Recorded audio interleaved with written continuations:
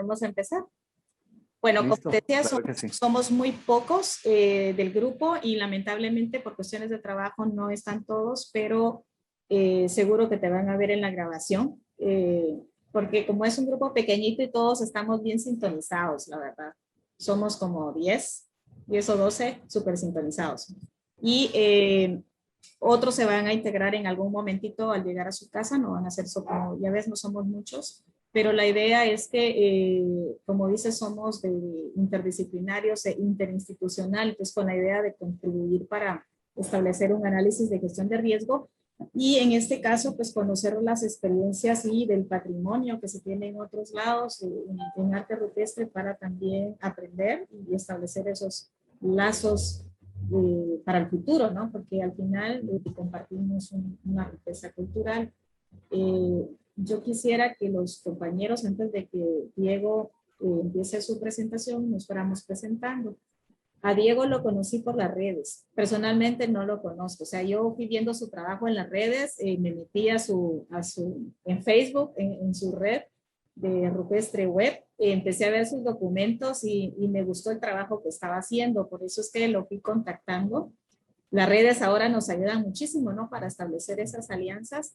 Y la verdad es que desde el primer momento Diego aceptó compartir con nosotros esa experiencia, lo cual quiero agradecerle bastante. Creo que no hay muchas personas que les guste compartir y Diego fue en la primera, dijo sí. Así que, bueno, él tiene una hora adelantada a nosotros y gracias Diego por haber aceptado y estar aquí. Creo que de aquí en adelante ya nos queda mucho por hacer y coordinar, ¿verdad? Colombia, Guatemala, etcétera, Latinoamérica. Y entonces, Ivonne, ¿quisieras tú presentarte para que Diego nos vaya conociendo? Muchas gracias, Rosa María. Mucho gusto y mucho gusto a todos. Muchísimas gracias, como dice Rosa María, por aceptar esta invitación. La verdad es que nos enriquece muchísimo este tipo de eventos y sobre todo recibir información de personas que como usted han incursionado tanto en estos temas. Creo que nos va a servir bastante para lo que estamos haciendo aquí en Guatemala. Mi nombre es Ivonne Ramírez y trabajo para la Fundación para la Conservación en Guatemala, FCG, que como decía Rosa María, estamos en una alianza con ella en un proyecto financiado por la Embajada de los Estados Unidos con relación a las pinturas de Nactunich. Gracias. Gracias, Ivonne. Gracias a ti. Marlene. Hola, pues con Diego ya nos conocíamos por las redes. Yo soy arqueóloga y trabajo en la Escuela de Historia de la USAC. Formo parte del Grupo Guatemalteco de Investigación de Arte Rupestre y pues nosotros en realidad tenemos 22 años de que nuestro boom de investigar sitios y localizar sitios con expresiones rupestres empezó.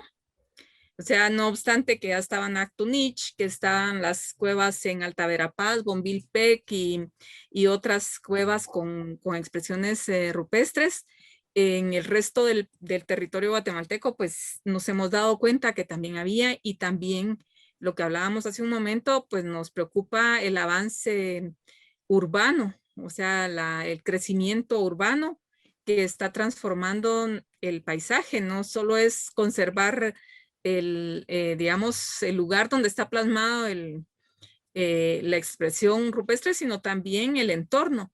Entonces, en esas estoy, con esas preocupaciones, pero esperemos que logremos un día, aquí apoyando también el proyecto con Rosa María, pues hacer algo, un poquitito, y tener ya un modelo para conservación de lugares con arte rupestre, para poder protegerlos. Buenísimo. Gracias, Marlene. Samuel. Samuel Franco. Sí, buenas tardes.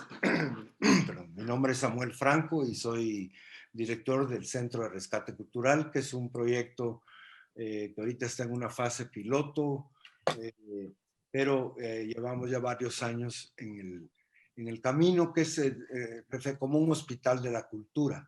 O sea, es un centro donde capacitamos personal, tanto de responsable de patrimonio cultural, ya sea de archivos, bibliotecas, sitios arqueológicos, museos, y también el sector de protección civil, como bomberos, Cruz Roja, Boy Scouts, voluntarios, para capacitar y sensibilizar en el tema de la gestión de riesgos, en una preparación ante una emergencia.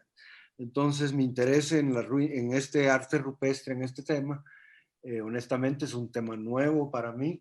O sea, yo tengo trabajo más en patrimonio cultural inmaterial, o sea que el arte rupestre es algo que había escuchado de colegas, arqueólogos, pero hasta hace poco tuve la experiencia de visitar Nachtunich en este proyecto de análisis de riesgos que se está realizando, y pues me doy cuenta del valor que tiene esto para nuestro patrimonio.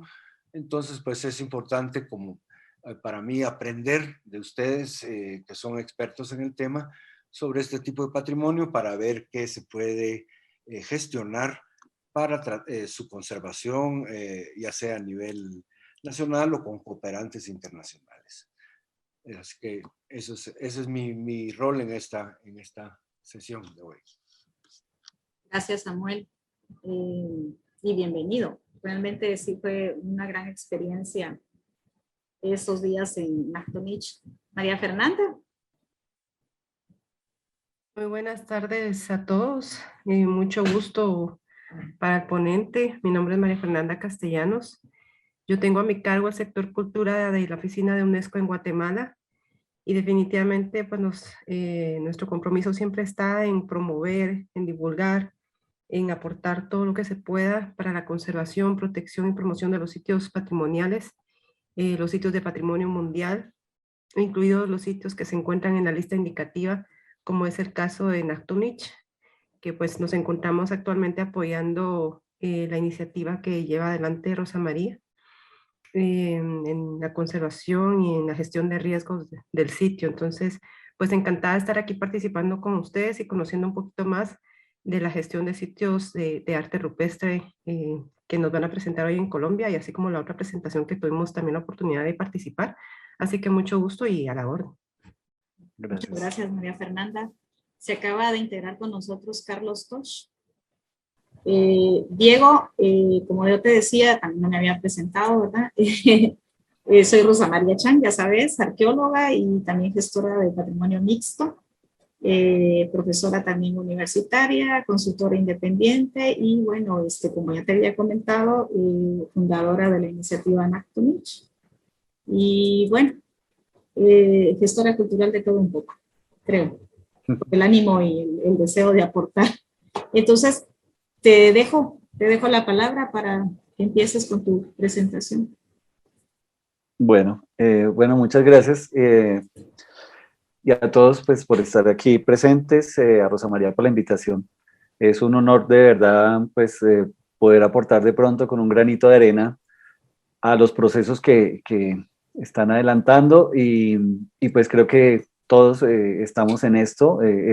Son temas muy nuevos, digamos, a nivel regional latinoamericano. Apenas estamos empezando a entrar y a pensar y a construir fórmulas para tratar de, en últimas, proteger lo que son estos sitios que llevan, si no miles de años, por lo menos sí muchos siglos, pero que desafortunadamente en el presente estamos viendo desaparecer de una manera acelerada. Esto pues ha motivado realmente, creo que somos la generación que tenemos la responsabilidad de hacer algo o dejarnos llevar y finalmente ver desaparecer y perder la posibilidad de legar este patrimonio para el futuro, ¿no? Entonces, mi nombre pues es Diego Martínez Celis, mi profesión, digamos, de base es diseñador gráfico, pero llevo 25 años vinculado al tema del arte rupestre, investigándolo, gestionándolo, divulgándolo particularmente. Y pues lo que les voy a compartir hoy es algo de la experiencia, digamos, recogida, sobre todo de la situación actual en la que en Colombia pues estamos en un momento en el que también en los últimos años, digamos, desde los últimos 20, un poquito más, gracias a una nueva legislación, pues se ha dado, digamos, el piso para que se empiecen a fortalecer de verdad procesos en pro de gestionar el arte rupestre como parte del patrimonio cultural.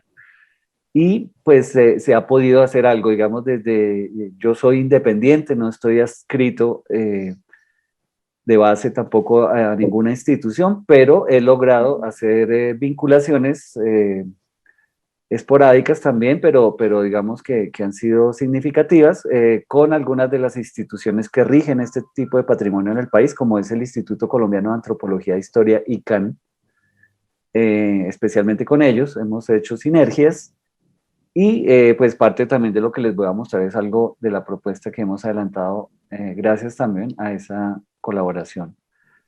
Entonces, bueno, digamos que el contenido de la charla de hoy, perdóname, Rosa María, ¿cuánto tiempo tendría para no pasarme?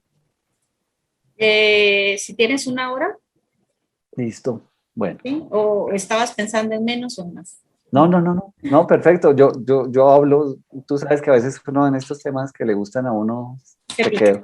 Es Sí, más, seguro. por favor, si me paso, me cortan.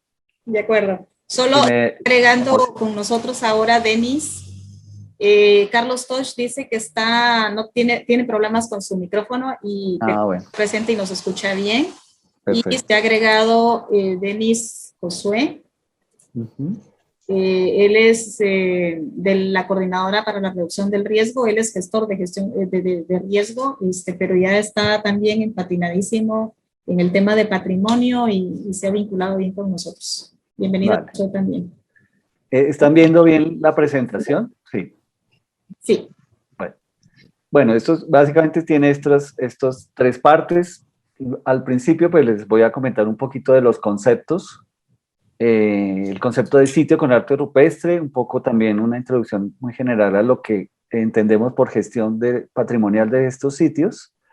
La segunda parte es una exposición de casos reales de la situación que estamos viviendo en función de esto.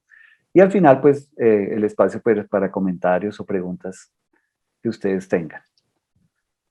Entonces, bueno, pues por arte rupestre entendemos este tipo de manifestaciones culturales del pasado que nos legaron o que quedaron como huellas de una gran tradición, posiblemente milenaria en toda América, en dos modalidades, ¿no? Pinturas, grabados. Esas son básicamente las que tenemos aquí en Colombia. Estos son sitios que por esa connotación pues tienen un poder, digamos, de evocar, de conservar y al mismo tiempo transmitir de pronto memoria, aunque no conozcamos hoy en día el significado concreto de estos espacios, pues sabemos que en todo caso son susceptibles de estudiarse, de abordarse para interrogar al pasado pues a través de estas materialidades. Los sitios con arte rupestre en Colombia, aquí vemos un mapa pues ideográfico muy general, pero pues básicamente está regado en todo el país, de norte a sur, de oriente a occidente. Todo el país es muy rico en arte rupestre, tanto las zonas andinas como la zona de la selva o los llanos y las zonas costeras también. Todas poseen arte rupestre. Sabemos que en todo caso el poblamiento prehispánico en el país pues fue también pues por las fechas más tempranas que tenemos de hace unos 16.500 años, las que se aceptan aquí en el país, pues ha sido un poblamiento también muy temprano, muy extenso, muy complejo porque pues han derivado aquí muchos grupos en muy diversas temporalidades. Entonces pues las huellas del paso de todos estos grupos pues han quedado plasmadas en todos estos yacimientos que pues digamos a pesar de que aquí ven este mapa, a la fecha no se ha hecho un trabajo, digamos, consolidado para conocer qué es realmente lo que tenemos en Colombia. Yo me atrevo a decir que tenemos desde luego miles de sitios, ¿no? De pronto mi área de trabajo ha sido más esta área central, que es el altiplano cundiboyacense, que es donde se encuentra Bogotá, digamos, y sus alrededores. Esa es mi zona y es lo que pues me voy a enfocar en presentarles. Pero como ustedes pueden ver, por ejemplo, aquí se ve la diferenciación entre zonas con pinturas, que son las que están en rojo, y las zonas en negrito, que son las que serían petroglifos o grabados. Sí, hay empezamos a intuir que sí hay una diferenciación de pronto de ciertos grupos que habitaron ciertos sectores que se manifestaron más a través de la pintura y otros grupos diferenciados culturalmente que se manifestaron a través de los petroglifos. Pero de esto no se ha trabajado mucho, o sea, como les digo, estamos muy eh, hasta ahora empezando la investigación, no tenemos una tradición de más de, así digamos, de forma ya empezamos a hacerlo sistemático apenas hace unos 20, un poco más, 25, 30 años, pero antes pues solamente eran ciertos denuncios esporádicos de algunos investigadores o viajeros que pues poco a poco pues fueron, digamos, consolidándose para ya hoy entender un poco cuál es la distribución del arte rupestre en el país. Desde el punto de vista del patrimonio cultural, este arte rupestre, digamos, está considerado como parte del patrimonio, por lo tanto, también se relaciona o se identifica como patrimonio arqueológico. Esas dos categorías, patrimonio arqueológico de la nación y patrimonio cultural, están incluso reconocidas desde la propia Constitución. La Constitución que tenemos ahorita en Colombia vigente es la de 1991.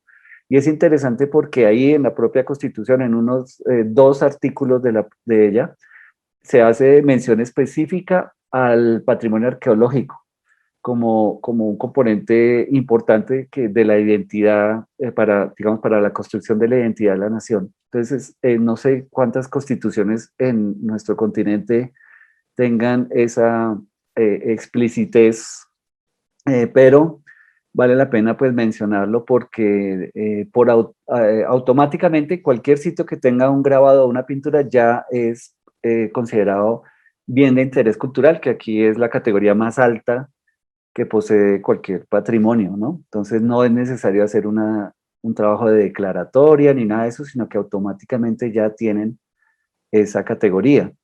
Entonces, por lo tanto, gozan de un régimen de protección también muy amplio. Tenemos una legislación que parte de la Constitución del 91 y se ha ido como, digamos, ya perfeccionando y se ha ido especificando a través de decretos, de leyes y decretos que pues cada vez aparecen más y es un cuerpo legal muy, digamos, muy bien cimentado, pero pues como todo en la ley, a veces, en muchos casos, queda como letra muerta porque pues hace falta todavía mucho trabajo de gestión ya local y sobre todo también presupuestos que hagan posible que se concreten estos ejercicios de gestión, ¿no? Pero digamos, desde el punto de vista normativo, pues tenemos ese espacio ya ganado.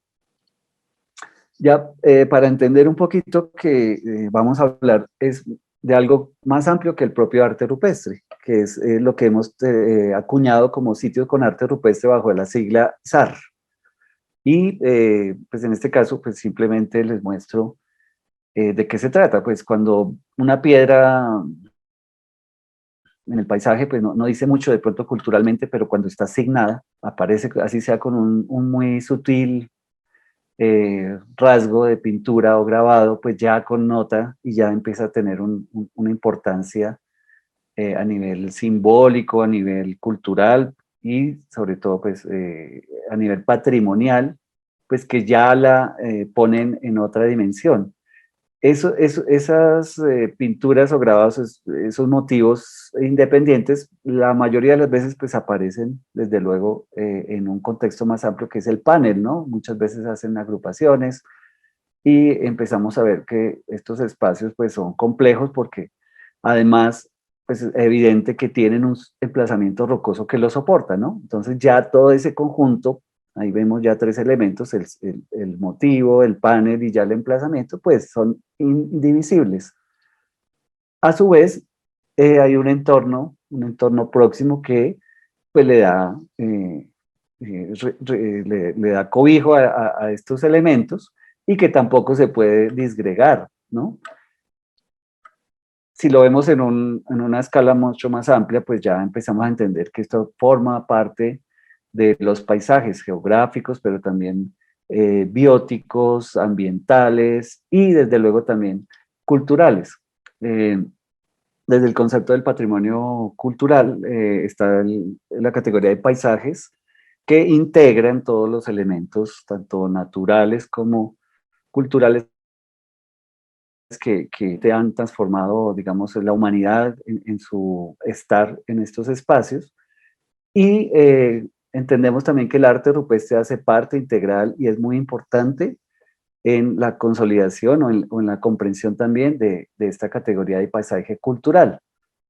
Eh, cuando ya entendemos que se amplía la escala de percepción y de comprensión del arte rupestre en su paisaje, debemos tener en cuenta, para mí, pues dos conceptos o dos también contextos clave, que son el primero, el arqueológico, porque es evidente y pues aunque en Colombia no hemos hecho mucha arqueología en torno a los sitios con arte rupestre, es evidente que los contextos próximos tienen evidencias bajo tierra que nos pueden dar cuenta de la elaboración de ese arte rupestre. No necesariamente lo que hay bajo tierra está ligado a las pinturas o grabados, pero en algunos casos sí es posible rastrear y encontrar esas relaciones. Aquí les muestro dos ejemplos.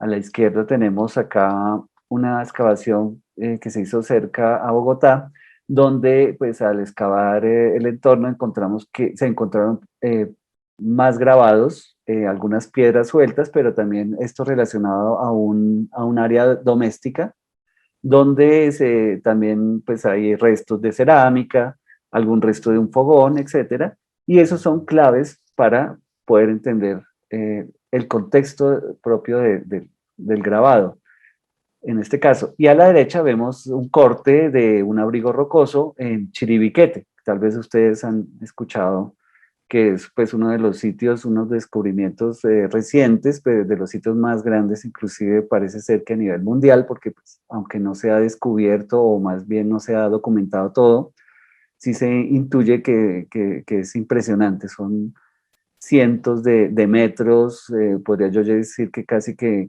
kilómetros de pinturas, paredones llenos de pinturas de una tradición muy antigua, aunque yo creo que no es tan antigua como se dice, porque se suele, digamos, relacionar con un poblamiento sugerido de 20.000 años, de acuerdo a unas dataciones que se hicieron de carbono relacionado con el sitio, pero no se ha, digamos, comprobado que ese carbón sea de origen cultural o antrópico, ¿no?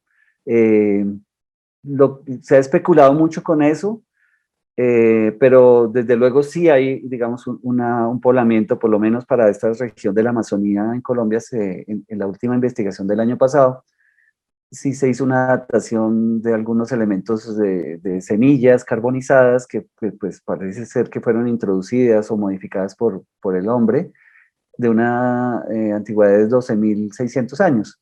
Sin embargo, todavía no hay evidencias concretas y como suficientes para relacionar eso que está bajo tierra con las pinturas o grabados. Pero, sin embargo, pues nos dan un contexto y eso es importante entenderlo y tenerlo en cuenta.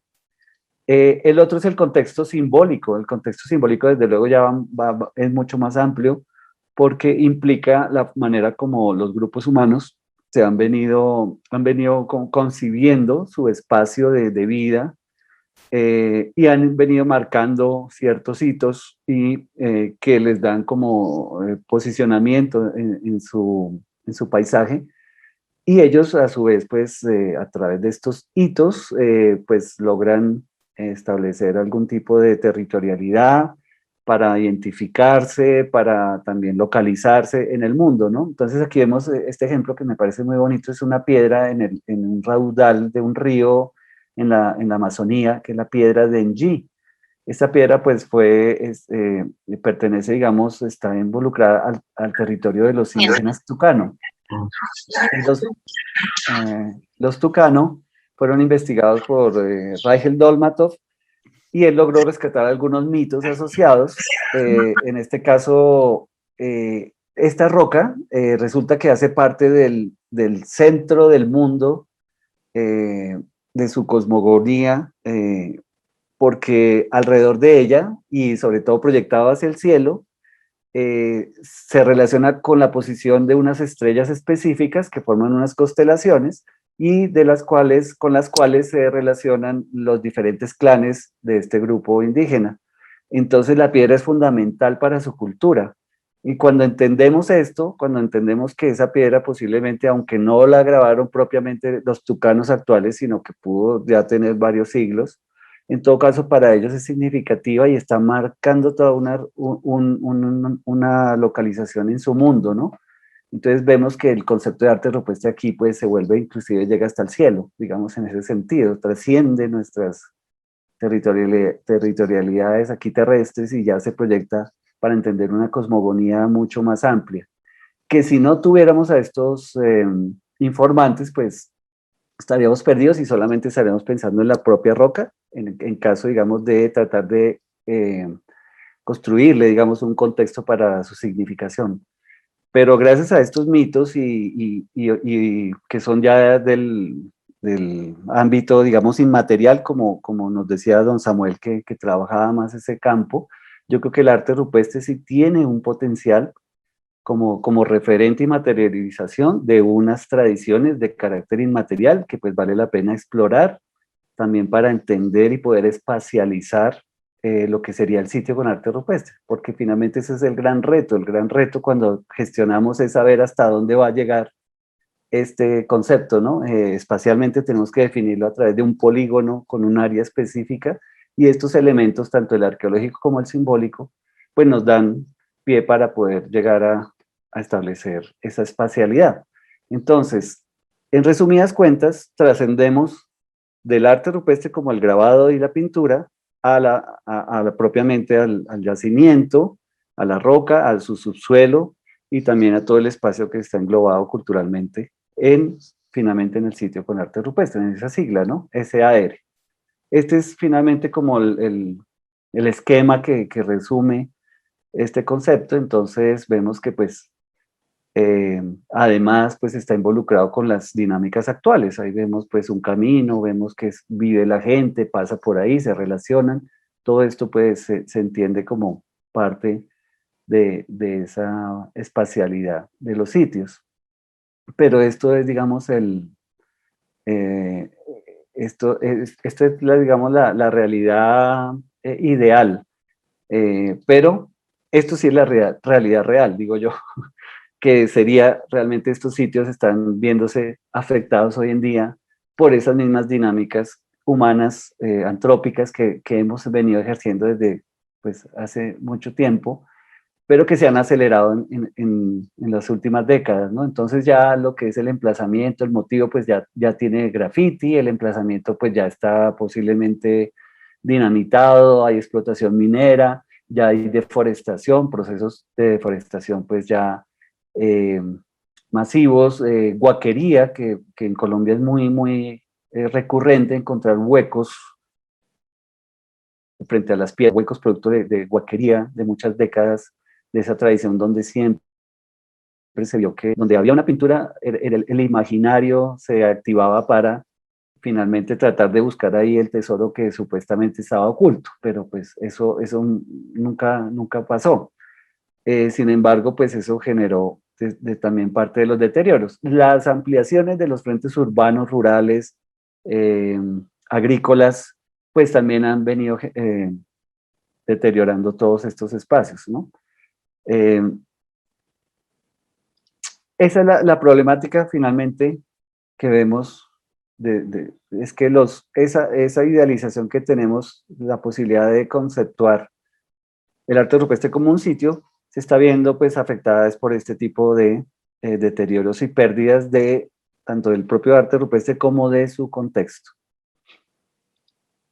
Esto ejemplifica algo de lo que les comento, porque este es el proceso básicamente reiterado, es como el modelo del proceso que sucede por lo menos aquí muy cerca a Bogotá, en las áreas urbanas, donde los sitios con arte rupestre, que son estos punticos amarillos, por ejemplo en este cerro, que es un cerro San Mateo en un municipio aquí cercano que se llama Soacha, pues estuvieron conservados durante siglos, ¿no? Por eso están las piedras ahí. Sin embargo, lo primero que llegó por ser un ambiente un poco subxerofítico, es decir, es un terreno que no tiene como mucha vocación agrícola, fue utilizado para explotación de canteras. Entonces las canteras pues dejaron sus marcas ahí en esas manchas amarillas gigantescas que vemos, y después viene un proceso de urbanización sobre todo irregular o ilegal, que se empieza, digamos, a balanzar sobre los sitios que ya fueron explotados como canteras, y finalmente se crea pues la ciudad en torno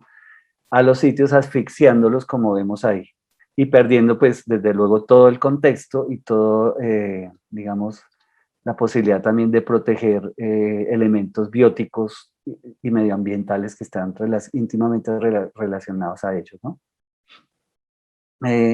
La solución a esta problemática pues es la gestión del patrimonio. Entonces, pues aquí básicamente lo defino como la integración de diversas acciones, tanto en los siguientes ámbitos: la investigación, la conservación, la divulgación, la administración y la protección normativa. Esas son, digamos, 5 dimensiones que yo he encontrado que de alguna manera encierran todas las acciones que se requieren llevar a cabo para llegar realmente a esa protección de los sitios. Si no se tienen en cuenta estas dimensiones, si solo nos dedicamos, por ejemplo, a la investigación, que la investigación implica, por ejemplo, hacer inventarios, hacer análisis, hacer dataciones, si solo nos dedicamos a eso y no tenemos en cuenta lo demás, pues no vamos a estar sino haciendo lo que yo llamo la tautología, en la que caen los investigadores muchas veces, o la ciencia, digamos, o la academia, que se dedica a eso, se dedica a investigar, investigar, investigar, produce mucho material, pero pues no redunda ni se articula con otros ámbitos como el de la conservación. La conservación son aquellos procesos, digamos, donde sí hay, digamos, una intervención directa para mitigar los riesgos físicos que están, digamos, afectando los sitios y que son visiblemente identificables, como por ejemplo están los riesgos desde el punto de vista natural, que pues es finalmente lo que ha pasado durante siglos en estos sitios, y que muchas veces son inevitables, como la radiación solar, el viento, el agua, el crecimiento de micro o macroflora sobre los sitios, pero sobre todo los más graves para mi concepto son los de naturaleza antrópica, que son ya los que ejerce el hombre, y sobre todo en la actualidad, ¿no? Que es el grafiti, la explotación, todo lo que les mostré ahorita. Y esos procesos de conservación pues tienden a hacer ya sea desde la conservación preventiva, es decir, que antes de que sucedan las cosas hagamos algo, que eso va más allá de intervenir propiamente los sitios, o la conservación ya curativa, digo yo, que sería la de ya en meterle mano pues para, digamos, eliminar grafiti, tratar de, digamos, evitar ciertas acciones del ambiente, que personalmente no soy muy amigo de esa, soy más amigo de la primera, de la conservación preventiva, porque la segunda me parece que ya es una intervención que incluso puede llegar a alterar los valores como del arte rupestre como un objeto arqueológico propiamente dicho, porque hay muchas de las situaciones que pasan sobre el arte rupestre, por ejemplo, escurrimientos de minerales, afloramientos también de sales o también de inclusive la misma microflora, que puede estarle otorgando algún tipo de historicidad a estos lugares. Entonces no debería necesariamente intervenirse el arte rupestre cuando hay procesos de conservación, cuando hay identificación, digamos, de ciertas alteraciones. Yo creo que sí hay que hacerlo es cuando se tiene que mitigar sobre todo el efecto de que le estamos haciendo los seres humanos hoy en el presente. Otro ámbito es el de la divulgación, pues que tiene que ver con el dar a conocer lo que se está haciendo aquí, especialmente en la investigación, porque la divulgación, muchas veces la investigación, como les digo, que se queda en esa tautología, que el investigador pues produce material para sí mismo y para sus colegas o para sus universidades, pero no sale de ahí. Entonces es importante sobre todo también traducir esos resultados a un lenguaje para que sea mucho más amplio y le pueda llegar a un número de personas también mucho más amplio, ¿no?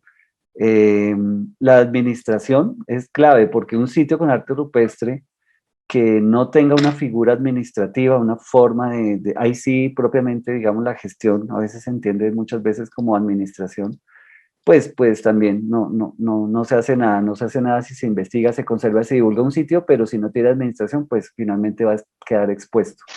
Ahorita vamos a ver ejemplos, ¿no? Y la protección normativa, pues eso también es básica, porque si no hay un marco legal como el que les comenté al comienzo, pues también todo esto muchas veces no hay de dónde cogerlo, ¿no? Muchas veces es la norma la que hace posible que podamos ejercer estas acciones y sobre todo que les da pie para que también haya algún tipo, digamos, de aseguramiento frente a acciones que están poniéndolo en riesgo, y la ley puede ser una ayuda importante pues para generar esas mitigaciones de los riesgos, ¿no? Entonces es clave, digamos que yo sí creo que finalmente esta gestión del arte rupestre debe hacerse enfocada hacia definitivamente la protección, la conservación preventiva, pero también el aprovechamiento sostenible, porque si no estamos hoy en día generando acciones para que los sitios con arte rupestre cumplan un rol en la sociedad actual, pues estos sitios terminan también a veces, muchas veces, viéndose como un estorbo, ¿no? O sea, hay que generar también algún tipo de utilidad, digamos, práctica para el arte rupestre en el presente, para que se pueda a través de esa utilidad, de ese aprovechamiento, desde luego de manera sostenible, pues también generar una práctica y una posibilidad de conservación a futuro, porque finalmente nosotros conservamos también lo que usamos, ¿no? Lo que necesitamos, lo que nos da algún tipo de beneficio. Eso también lo vamos a ver un poquito más adelante. Entonces, en última, sí, pues esta gráfica es un poquito compleja, pero solamente es para mostrarles cómo pues hemos tratado de diseñar a través de la articulación de estos 5 ámbitos, de la investigación, protección, conservación, divulgación y administración, pues generar una articulación de cada una de las acciones que le competen para que finalmente todas se engloben de manera armonizada en una correcta y una posible realmente pues acción de conservación. Y lo que hemos venido nosotros trabajando mucho también es de apropiación social del patrimonio, porque de nada sirve también trabajar con estos objetos o estos sitios como si fueran espacios de conservación por allá, si no tienen un rol en la sociedad actual.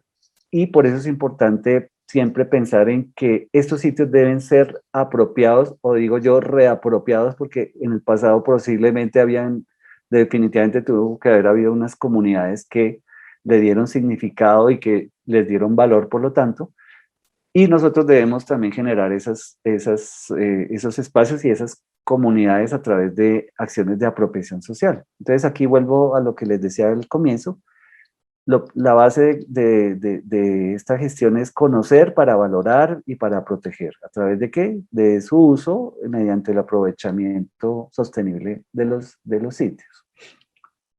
Estos son, digamos, 3 categorías, 3 niveles de gestión que se podrían categorizar de acuerdo como al nivel de reconocimiento que tienen, ¿no? Entonces vemos aquí en el primer cuadrante, en el A, esto sería un sitio, un SAR, cuyo nivel de manejo pues es bajo, es poco o nada reconocido. Es un sitio que está ahí perdido en la montaña, en la selva, en el bosque, y que muy poquita gente de pronto lo conoce, y son esos sitios a los que hoy en día llega un investigador y se dice un descubrimiento. Son sitios que están ahí esperando o que están todavía muy ocultos. El B sería un sitio con arte rupestre con un reconocimiento que sí tiene algún grado de reconocimiento. La gente normalmente en las veredas, en los pueblos, uno va y la gente sabe dónde está la piedra, algún lugareño lo puede a uno llevar, la gente da algún dato, existe algo escrito de pronto en referencia al lugar, pero no tiene un manejo formal. O sea, son sitios reconocidos, pero que pues uno llega ahí y pues nadie le controla a uno el acceso, la gente puede hacer muchas cosas ahí, y pues este sería la categoría del tipo 2.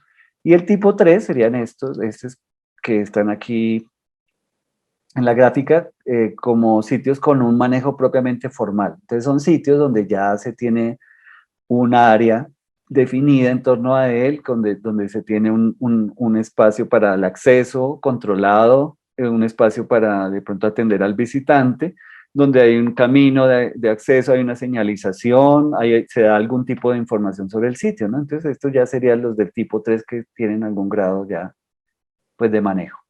Ahora les voy a mostrar algunos ejemplos entonces aquí en Colombia de estos sitios, de estos niveles, digamos, de apropiación social, pero también de gestión de patrimonio, entonces, de gestión patrimonial de los sitios.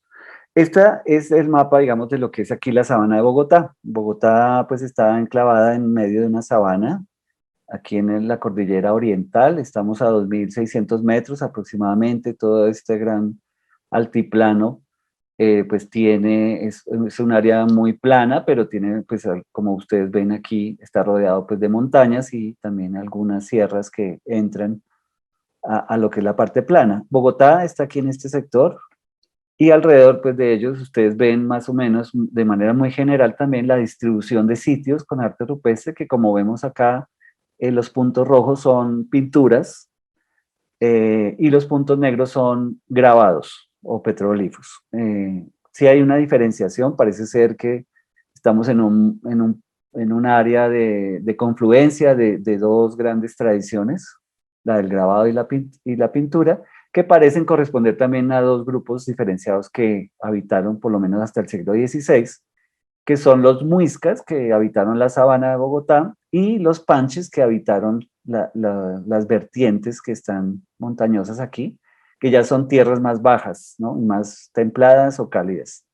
Entonces, en esta distribución, pues muy genérica, cada punto, por ejemplo, se puede en sí mismos contener varias decenas de sitios con arte rupestre, pero digamos que están más o menos relacionadas con los nombres de los municipios a los que pertenecen estos conjuntos. Entonces, como vemos aquí, hay una franja aquí como en este sector suroccidental, hay una franja muy densa, y aquí están marcados con amarillito los sitios con arte rupestre que tienen algún tipo de gestión.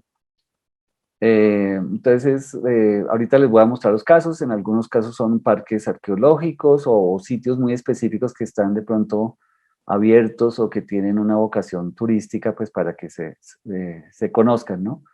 De resto, pues no, son sitios que adolecen de eso.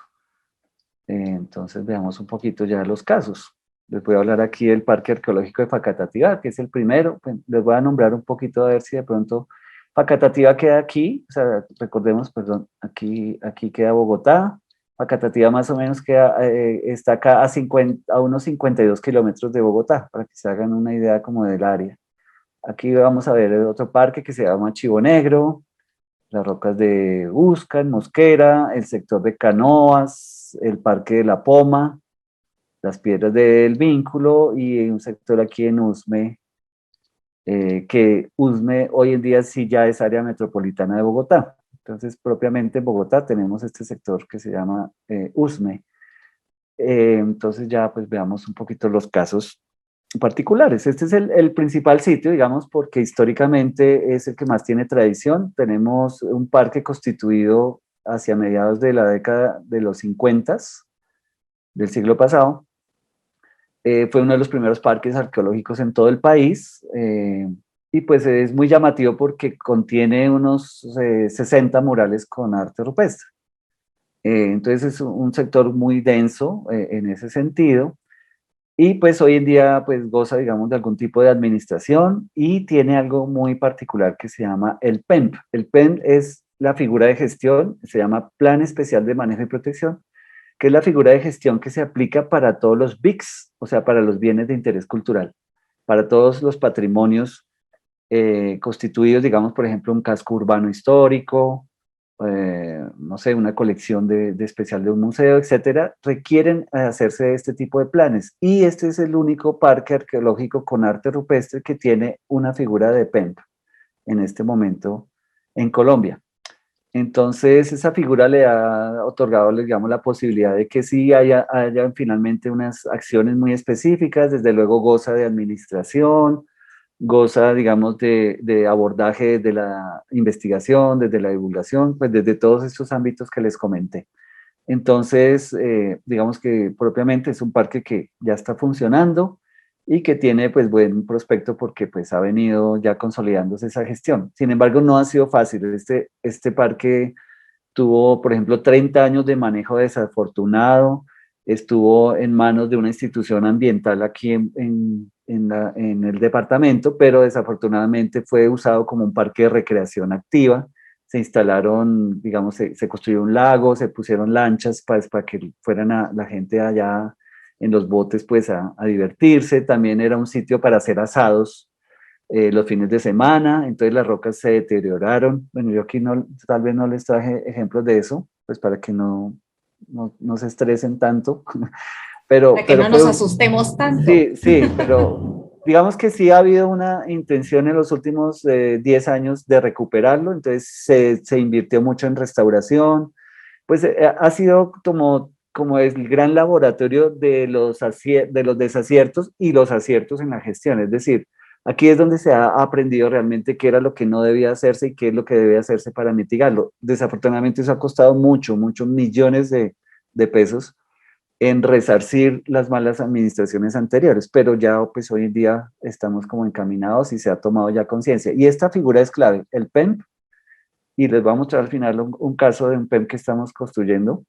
Es la figura clave que tenemos nosotros para poder legitimar y realmente sí formalizar las acciones que se quieren tomar pues para finalmente llegar a lo mismo, a la protección del lugar y a su apropiación social a través de un aprovechamiento sostenible. Perdón, Dime, ¿dijiste qué significa? ¿de facatativa? No, El PEMP, PMP. Ajá. sí, Plan Especial de Manejo y Protección. Ah, ok, los planes de manejo, planes de Sí, gestión, el plan maestro. Ok. exacto. En Colombia, digamos, por ley, esta es la figura es la figura idónea y la que está establecida y regulada para Sí, los BICs, para los BICs. sí, Ok. sí. Bueno, este caso, Parque Ecológico La Poma, está también a unos 40 kilómetros de Bogotá. Es un sitio que tiene unas 12 sitios con arte rupestre, pero no ha sido nunca manejado desde, digamos, con base en los valores arqueológicos ni en las piedras, sino es un espacio de restauración ecológica. Pero digamos que las piedras se han conservado básicamente por eso mismo, por ese enfoque que tiene, aunque ellos, los que manejan este parque, que es una corporación ambiental, no están necesariamente interesados en dar a conocer ni en potenciar el valor arqueológico, sino como les digo, básicamente es un área de reforestación, pero eso ha permitido la protección de los sitios, ¿no? Porque pues sí se encuentran muy bien conservados gracias a ese manejo ambiental que tiene el entorno.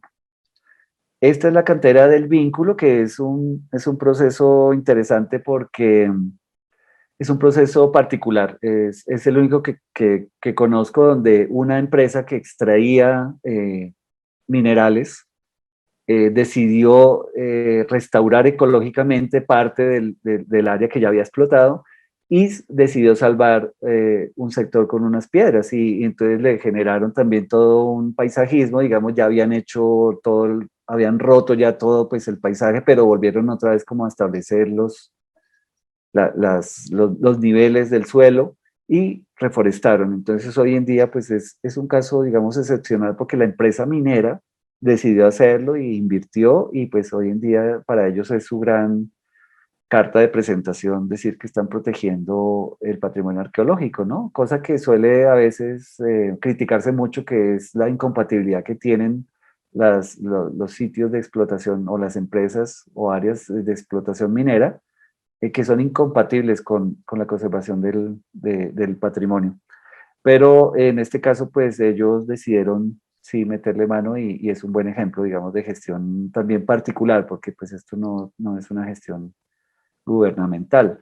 Este es un parque o un proyecto de parque que desafortunadamente empezó siendo también como una bandera política de una alcaldía donde dijo vamos a hacer un parque y generaron esta valla y es el gran nombre de Parque Metropolitano donde, como ustedes ven, se invita a la gente a hacer deportes de aventura, ciclomontañismo, caminata, escalada, etcétera. Y sobre todo es un sitio que tiene más de 36 sitios con arte rupestre, donde generan esta figura, pero no tiene ninguna, no es más que esta valla, o sea, solo es el nombre porque realmente ahí detrás no hay nada, es un potrero abierto donde no lo vigila nadie, nadie está a cargo, y esto es el tipo de afectaciones que ya empezamos a ver desde el momento en que esa alcaldía empezó a llamar la atención sobre el sitio. Entonces, vemos aquí los grafitis, explotación minera, los asados, o sea, vuelve otra vez a repetirse lo que nos pasó en Facatativá, que fue que finalmente Bogotá sí adolece y su área metropolitana de sitios de esparcimiento, digamos, donde la gente pueda ir en un solo día, ir muy cerca, a hacer un asado, etcétera,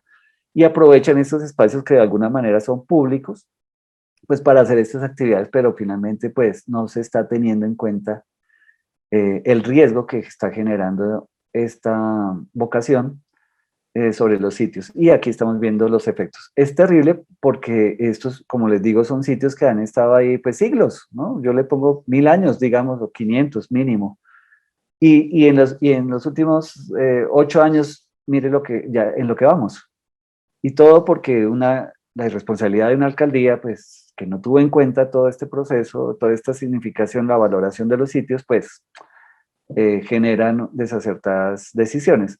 Digamos que logramos entrar, y concientizar, y pues ya hay un cerramiento hoy en día, y ya se hizo un inventario, y bueno, ya se está también haciendo un PEMP para este sitio, que todavía no está terminado, pero pues logramos por lo menos mitigarlo un poco.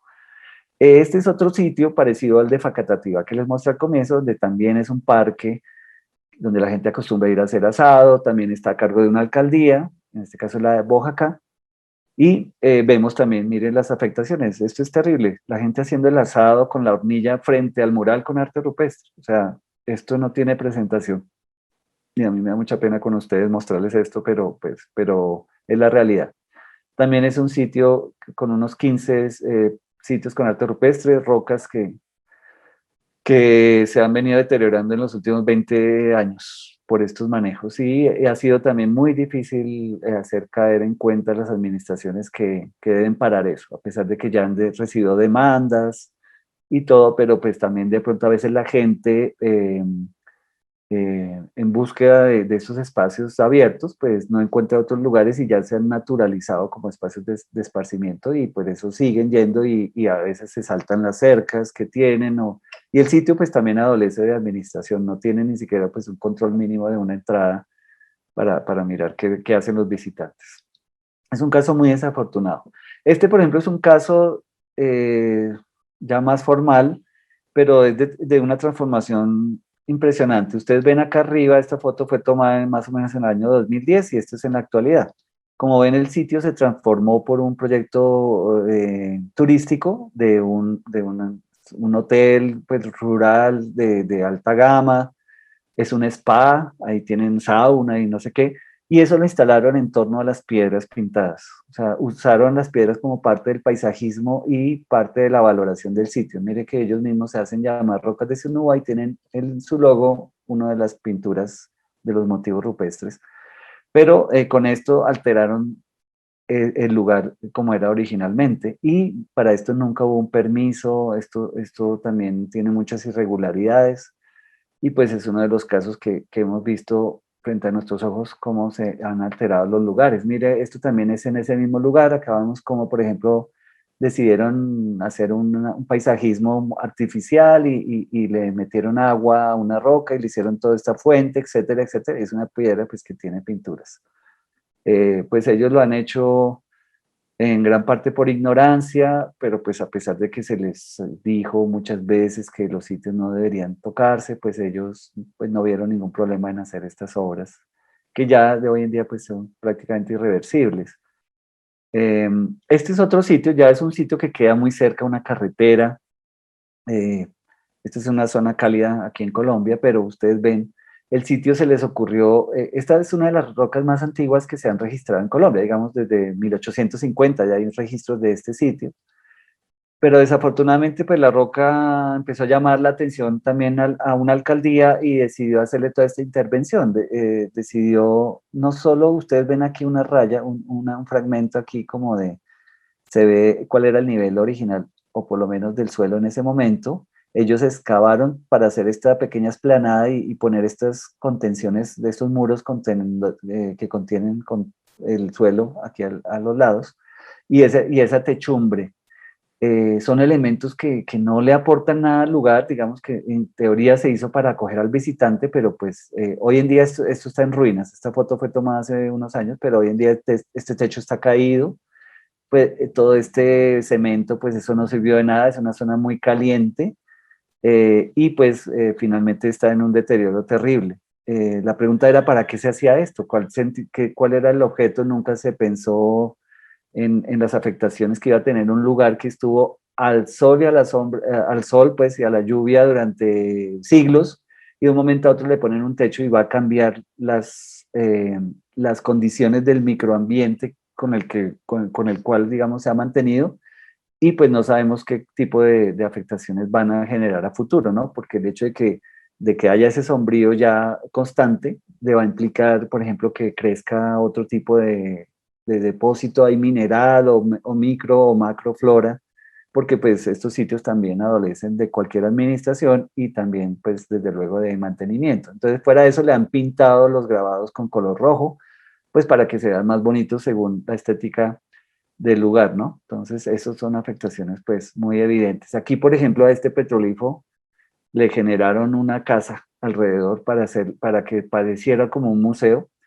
Pues también no entendemos cuál fue la razón. Seguramente a alguien se le ocurre pensar que los sitios con arte rupestre las piedras son como objetos de museo, porque tenemos también esa construcción imaginaria de que son objetos de museo, y porque los hemos visto ahí, creemos que eso es natural, que es normal que estén detrás de una vitrina o encerrados. Entonces este tipo que me parece brutal, pues aunque se vea bonito, que tiene unos helechos bonitos y tal vez está bien mantenido, pero pues es una alteración muy, muy grande, ¿no? A lo que es el concepto del zar, como lo vimos al comienzo. Esto, por ejemplo, es un gestor cultural que con muy buena intención, pero desafortunadamente él se ha dedicado a pintar todos los grabados. Eh, Paradójicamente, él dice que son acciones para conservar los petrolíferos cuando realmente los está interviniendo y alterando. A él se le habló, se le dijo, pero él no, él dice que está haciendo algo bueno por su municipio, está rescatando el arte rupestre, pero también en últimas está buscando algo de protagonismo, y pues es una persona con buenas intenciones, pero torpemente llevadas, y pues también esto generó algún tipo en su momento, pues algunas denuncias que hicimos, y pues prácticamente sí le dijimos a él que fuera muy cuidadoso, porque estas son prácticas que no se deben hacer. El problema es que se multiplican cuando se publican, por ejemplo, en un diario, ¿no? Entonces vemos que la gente ve que esto es un modelo para seguir y finalmente lo va a replicar también en sus áreas. Hay algo importante que sí les quisiera como aquí traer a colación un poco, es la idea de que el sitio con arte rupestre se puede ver también como si fuera un yacimiento arqueológico en sí mismo, en el sentido, digamos, convencional de lo que se define como un sitio arqueológico, que es básicamente un sitio enterrado con una estratigrafía donde se han acumulado estratos durante el tiempo, y esa estratigrafía permite entender el contexto y la manera, pues, como se ha depositado en el tiempo, ¿no? Eso permite también hacer dataciones o entender por qué esos elementos están ahí. Eso se da a nivel horizontal. Si lo hacemos a nivel vertical, lo mismo sucede en los sitios con arte rupestre, solo que esas capas se han depositado sobre la pared rocosa. Entonces vemos aquí el ejemplo, por ejemplo, de esta pintura aquí alrededor, que ustedes ven que es una pintura con policromía, tiene amarillo y rojo, y tiene también aquí unas manchas de líquenes. Si lo vemos en un corte, que sería como el esquema aquí del centro, vemos que está el sustrato rocoso en gris, la capa pictórica amarilla y roja que están aquí, de pronto la amarilla está superpuesta a la roja, pero además hay una capa mineral que sería la negra, de lo que llamamos la pátina, y lo mismo una capa orgánica, ¿no? Vemos, por ejemplo, que la capa orgánica aquí en verde tiene unas pequeñas raíces que se introducen y están ahí adheridas a la roca, generando pues algún tipo ahí de simbiosis, porque pues ese líquen probablemente ha crecido ahí durante siglos. Sin embargo, cuando se llega con la idea de restaurar y se ve que el líquen es una afectación, pues lo que se hace, normalmente un restaurador lo que hace es llegar y pues probar un disolvente que le funcione y, ¡pum!, y borrar, normalmente con cepillos, limpian toda la capa orgánica. Lo que suele pasar casi siempre cuando se hacen esas intervenciones es que el sitio se deja a la intemperie y al año ya está otra vez lleno de líquen y probablemente de un líquen mucho más invasivo. Eso lo hemos visto en varias zonas, especialmente de petroglifos. Lo que consideramos es que estos elementos integrados finalmente se pueden entender y analizar desde la perspectiva arqueológica, haciéndolo análisis o entenderlo como desde la estratigrafía mural. La estratigrafía arqueológica también amerita, digamos, un estudio porque nos da posibilidades de entender, por ejemplo, la datación de los sitios. No sé si ustedes saben, por ejemplo, el año pasado en Australia se dató un sitio con arte rupestre gracias a que encima de la pintura había crecido un panal de avispas. Pero ese panal de avispas, digamos que ya estaba petrificado, ya era fósil, ya tenía miles de años. Y debajo de la capa pictórica había otro panal anterior.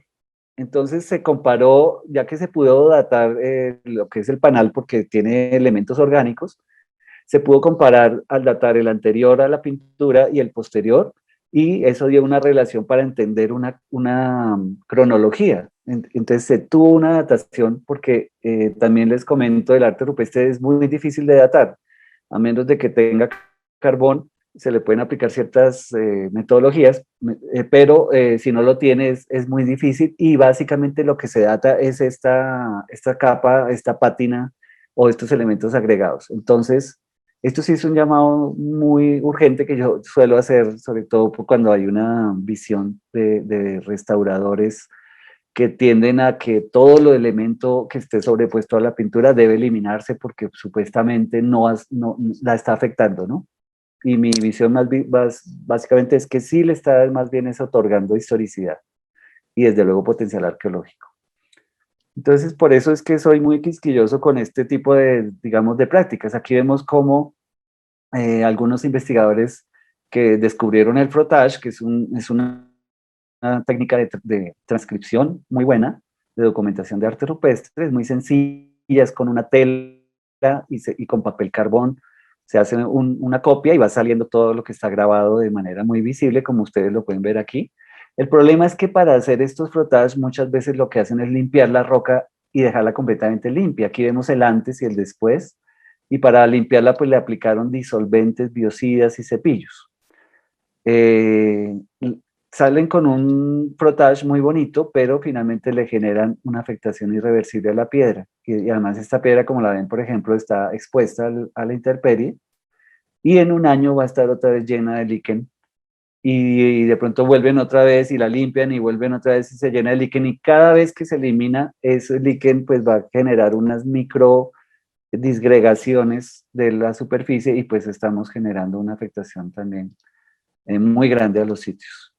Aquí vemos otros ejemplos de esta actividad que hacen esos investigadores o personas que a veces también tienen buenas intenciones, pero por más que se les ha dicho y se ha hecho alguna pedagogía, pues no, ellos de pronto ven que es más importante tener el frottage, la transcripción, pues que pensar en que esto debe conservarse para futuro, ¿no? Aquí vemos ejemplos de también, la gente ahí está limpiando con cepillos los grabados para eliminarles esa capa orgánica porque quieren tomar una foto muy buena para, en este caso era para un museo.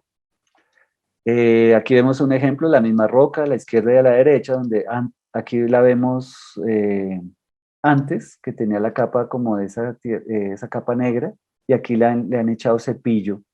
Y esto se hizo sin permiso, o sea, aquí en Colombia toda intervención de patrimonio arqueológico debe contar con un permiso del ICANN, que es la institución que les comenté al comienzo. Y para eso se debe establecer todo un protocolo, pero desafortunadamente pues no se está haciendo porque también hay investigadores o algunas personas que les interesa el arte rupestre, pero pues no tienen en cuenta estas normas que ya están establecidas pues para que se haga correctamente, ¿no? Aquí vemos, por ejemplo, unas réplicas que han hecho falsas. Algunos investigadores también, digamos, en esas prácticas de arqueología experimental, es decir, vamos a tratar de hacer una pintura similar a ver qué pasa, y la han hecho junto a pinturas originales, ¿no? Aquí este es el caso de una transcripción de una pintura falsa que hizo un investigador porque la registró como original, él no sabía. Cuando yo vi el libro que él publicó y vi la transcripción, yo sí sabía que esto era una copia porque esto lo había hecho un profesor de una universidad que yo conocí. Entonces le dije, no, qué pena, pero usted cayó en la trampa y transcribió algo falso porque eso es contemporáneo. Esta pintura finalmente se borró, o sea, duró unos 5 años ahí en la piedra y se borró. No hemos podido dar con la fórmula original. Aquí vemos un caso también, digamos, aberrante en el sentido de que estas pinturas son recientes, son contemporáneas, son hechas por grupos neoindígenas. Aquí los muiscas han vuelto como a renacer a partir de la Constitución de 1991, se le ha otorgado, digamos, un nuevo estatus a los grupos indígenas, entonces han renacido identidades indígenas y hay grupos dedicados como a recuperar todas estas tradiciones, pero desafortunadamente ellos también han intervenido los sitios creando nuevo arte rupestre sobre el arte rupestre anterior. Aquí vemos dentro del círculo, ahí vemos unos pequeños rombos, esos rombos son pinturas prehispánicas, antiguas, mientras que la figura exterior, pues ahí se ve evidente que es contemporánea. Esto también pues son ese tipo de afectaciones que está generando la gente. O esto por ejemplo es una piedra, aquí vemos la foto de la piedra en 1850, aquí en el presente como está muy deteriorada, llena de pintura, etcétera, pero todo el espacio ustedes ven aquí otras piedras pintadas, estas piedras son pinturas recientes de un artista que la alcaldía contrató para que generara lo que ellos llaman el circo, el zoológico de piedra. Entonces, usando como ese concepto de la pareidolia, que es como que a qué se me parece una piedra, pues el artista las intervino y les puso figuras de animales, pero pintó todas las piedras alrededor de un sitio con arte rupestre que, pues, que finalmente eso está tergiversando también la lectura de lo que es o lo que pudo haber sido originalmente este lugar, ¿no? Porque tiene mucho sentido que en un sitio que tenga, por ejemplo, 20 piedras, ¿por qué solo hay una pintada? Eso nos está diciendo algo del lugar. Eso nos da pie para, y da posibilidades de entenderlo. Pero cuando ya han intervenido todas las piedras de alrededor, pues ya estamos perdiendo también esa posibilidad. Estos son, por ejemplo, también arte rupestre contemporáneo. Hay gente que se ha aprovechado, digamos, del imaginario turístico de querer visitar ciertos lugares porque tienen petroglifos y han generado su propio arte rupestre. Aquí vemos dos ejemplos. Esta piedra, por ejemplo, aquí me llevó una persona de una alcaldía y me dijo, mira, ya tenemos unos petroglifos. Y yo cuando la vi me di cuenta que eran falsos, que eran recientes.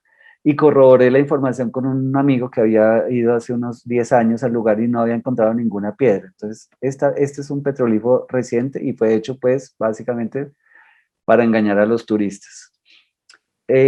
Bueno, hay estos tipos de afectaciones que pintan también los interiores de las piedras, es muy normal, es muy común, digo yo. O esto que a nivel de medios de comunicación masivo hay ciertos documentales, ciertas cosas donde muestran prácticas como por ejemplo esta de uno de estos neoindígenas donde están resaltando las pinturas con agua y lo muestran como si eso fuera un método pues recomendable y pues desafortunadamente los medios de comunicación masiva generan también estos imaginarios que se propagan muy fácil. O el turismo masivo que pues no tiene ningún reparo en subirse masivamente también a las rocas, etcétera, ¿no? Pues en este caso, por ejemplo, los montañistas o los que hacen escaladas, aquí los vemos sin ningún rubor sobre las propias pinturas haciendo las escaladas, ¿no? Estos son el tipo de huellas que encontramos en estas áreas de escalada, donde dejan sus tornillos, el talco, etcétera, etcétera, que se va pues agregando a los sitios. O este caso que me lo encontré en Facebook, donde una persona pues hace la foto con una fogata al lado del petrolífero y vemos ahí un tarrito de pintura amarilla, que yo no sé qué pasó con esa pintura, qué pasó después, porque lo que él dice es que es fuego para ofrendar a la piedra como un elemental que cumple su función de darle vida. O sea, es una ritualidad contemporánea que pues efectivamente genera una afectación directa sobre el sitio. O este sitio, este ejemplo también muy reciente de un desplazamiento de una roca, donde pues a partir la quebrada se la llevó, el alcalde hace un llamado a los propietarios de las fincas en las que hubo asentamientos indígenas y que poseen estas rocas en sus predios para que las protejan techando o encerrándolas para su debida conservación. O sea, aquí se está estimulando el encerramiento del arte rupestre como si fueran esos objetos de museo que les comenté antes. O este caso, este es un juego tradicional aquí en Colombia que se llama el tejo. El tejo, pues básicamente se trata de tirar, un tejo es como les digo yo, es de metal, pues, y se tira a la cancha del frente, y la cancha del frente tiene como una pólvora, y si uno le pega la pólvora explota. Eso se juega muchas veces con cerveza, con licor, y es un juego tradicional en el campo, pero aquí vemos cómo se instaló una cancha de tejo junto a una piedra pues, con arte rupestre. Bueno, esto básicamente son las mínimas recomendaciones que hacemos, que tratamos de divulgar todo el tiempo, como decirles cuando vamos a los sitios, en las alcaldías, etcétera. Mire, por favor, no toque ni lo pise, no le haga nada, no haga grafitis y no los resalte, no haga copias, no les haga frotadas y eso, porque es que eso no se puede hacer así tan fácil, porque hay que hacerlo mediante unos protocolos, con unos permisos y con unos objetivos específicos. No limpiar, no lo limpiemos, no tenemos buena voluntad, de pronto mire que es que esto le creció tal, no le meta nada, eso también requiere una metodología y un protocolo. No excavar ni remover, desde luego, pues esos sitios, ahí puede haber potencial arqueológico, y en últimas no alterar el entorno, ¿no? O sea, no quitarle el árbol que creció al lado, que porque está tapando la pintura, no, dejemos eso así. Si no la vemos, pues tratemos de mirar por otras opciones, pero no alteremos el entorno. Ahora bien, las acciones que hemos venido adelantando, digamos, por un lado, un grueso digamos, de las acciones que hacemos es la de los inventarios participativos de sitios con arte rupestre. Tenemos la necesidad en los municipios de reconocer que tenemos, y para ello, pues, digamos, gracias a esta ley que les comentaba, a las leyes, pues tenemos un marco normativo que genera algunas posibilidades de financiación, y lo que hemos hecho es aplicar a esas convocatorias, y hemos logrado hacer en ya 5 municipios inventarios donde convocamos a la comunidad en grupos de investigación, donde les damos digamos, al principio se les da unas capacitaciones, y después nos vamos a campo. Nos vamos a campo con ellos y ellos mismos pues aportan y cada uno tiene una función específica dentro del proyecto, y generamos también muchos elementos de divulgación como son plegables, publicaciones, videos, exposiciones, y creo que han sido unas dinámicas muy interesantes que hemos logrado pues adelantar. Y creemos que es una buena vía para también lograr esa apropiación social, porque en la medida en que involucremos a las comunidades y ellas sienten que están haciendo parte del proceso, porque lo que normalmente se hacía era que se traía o se contrata a investigadores, a gente especializada que sí van a hacer bien el trabajo, pero finalmente solo va a quedar un documento que tal vez al final se socializa con la comunidad, pero pues finalmente es algo como que les llegó. Pero cuando involucramos a la comunidad dentro del proceso y el equipo de trabajo, pues ellos mismos se van empoderando. Además, ellos aprenden, hay muchas destrezas, y se van generando otras dinámicas, porque hay pelados les decimos aquí a los muchachos, que les gusta, no sé, la literatura, a otros les gusta la fotografía, a otros el dibujo, entonces aprovechamos como esas destrezas que tienen, y ellos los ponemos a que las apliquen dentro de los procesos. Entonces eso se ve reflejado en los informes y también, como les digo, en los productos de divulgación de estos procesos. Otro campo que estamos ya explorando es el de los planes de manejo, que fue lo que les mostré al comienzo, que llamamos PEMP, pero cuando se trata de patrimonio arqueológico se llama PMA, que es Plan de Manejo Arqueológico. Entonces en Colombia la ley da la posibilidad de que se hagan declaratorias de áreas arqueológicas protegidas. Estas áreas se formalizan a través de la elaboración del PMA, del plan de manejo, y básicamente se trata de que a través de un estudio multidisciplinar, de una caracterización para saber qué hay en el lugar, de una valoración y un diagnóstico para saber cómo está ese lugar, y de una formulación que nos permita proyectar qué hacer con ese lugar, pues se espacializa un área protegida y su respectiva área de influencia, lo cual puede generar la posibilidad de que se declare el área a través de una resolución, y esa es una resolución a nivel nacional. En Colombia en este momento creo que tenemos unas 25 áreas arqueológicas protegidas y cada una de ellas tiene su PMA. Y eso también da la posibilidad, ese PMA, de incorporarlo a los planes de ordenamiento ya municipales, que es la manera como se organiza aquí el territorio en Colombia. Cada municipio tiene un plan de ordenamiento, entonces la idea es que a través del plan logremos incorporar el área protegida para pues ya generar todas las acciones que se requieren para su manejo a través de esta categoría. Aquí les muestro, esto es un ejemplo de un plan de manejo que hicimos el año pasado, a comienzos lo terminamos antes de la pandemia, y como les muestro acá, básicamente se trata de generar, entender la espacialización del sitio, la complejidad que tiene su entorno, pero no solamente el elemento rupestre, sino también el elemento biótico, en este caso, por ejemplo, áreas boscosas relacionadas, pero también áreas productivas que históricamente han venido siendo usadas para la siembra, para el ganado, pero también hay unas áreas, por ejemplo, en este caso teníamos en torno a un petroglifo una zona turística, pues con cabañas para alojar a la gente. Entonces hay que tener en cuenta toda la realidad y el uso actual, y sobre todo concertar con la comunidad para mirar cómo se quiere en conjunto proyectar hacia futuro para generar ya las reglas de juego del uso de la tierra hacia el futuro en función de la conservación de ese sitio. Y este es un caso paradigmático porque hicimos un plan de manejo para una sola roca. O sea, normalmente se han hecho para grandes conjuntos, pero este fue un modelo que logramos,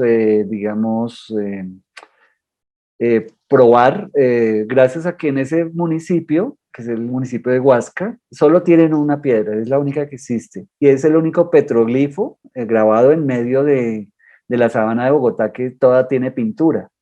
Entonces es un sitio excepcional, digamos, y también excepcional por su naturaleza rupestre, pero también excepcional porque es el único en ese municipio. Entonces logramos como la financiación para que entendieran la necesidad de generar un área protegida en torno a ese solo sitio, a través de ese plan de manejo. También pues la puesta en valor finalmente es, bueno, ¿y qué vamos a hacer con los lugares? ¿No? Entonces, como les decía yo, esa categoría 3 de gestión, donde finalmente es eso, generarle un límite al lugar, pues digamos un área, un acceso, un sendero, unos equipamientos de interpretación, pues todo lo que es ya la museografía, y finalmente volver estos sitios aprovechables, desde luego, o sea, que sirvan de elemento pues, para el desarrollo local de una manera sostenible.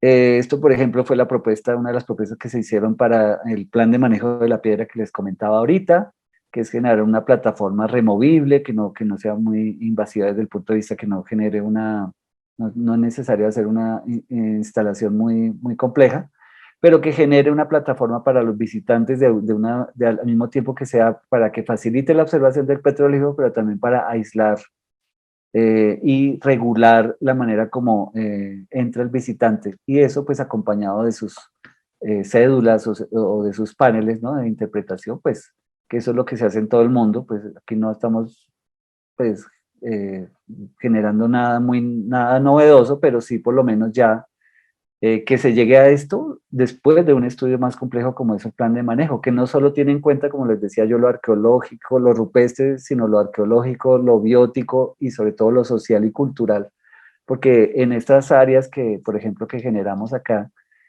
también encontramos sitios de significación cultural asociados al petroglifo que deberían incorporarse al área, ¿no? Como ciertos espacios donde también hay, son referentes sobre todo de mitos, que están asociados con la presencia del petroglifo porque pues genera y potencia la presencia indígena, o por lo menos ese referente, ese imaginario del pasado en ese lugar.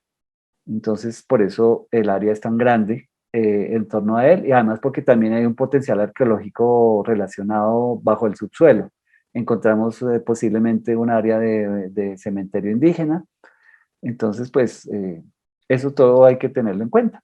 Este es otro ejemplo de algún sitio. Esta es una gestión del tipo 2. No son sitios administrados, sino que cerca a un casco urbano de un municipio donde hay algunas piedras pitadas, pues logramos por lo menos hacer una puesta en valor a través de una ruta de interpretación, donde pues a través de estas cédulas explicativas y un guión y la formación de unos guías, pues está llevando al turista, especialmente, pero también pues a los colegios, etcétera, pues a que visiten de una manera muy, muy rápida, digamos en cuestión de una hora o algo menos, varios sitios, y pues ahí se genera también, como les digo yo, esta apropiación social, pues que es tan importante para esto. Ya para finalizar, esta es la última diapositiva, pues ya también pues recalcar en la necesidad de entender el sitio en su más amplia espacialización, esa estrecha relación del arte rupestre con su entorno, que aquí se ejemplifica, por ejemplo, en esta piedra. Esta piedra,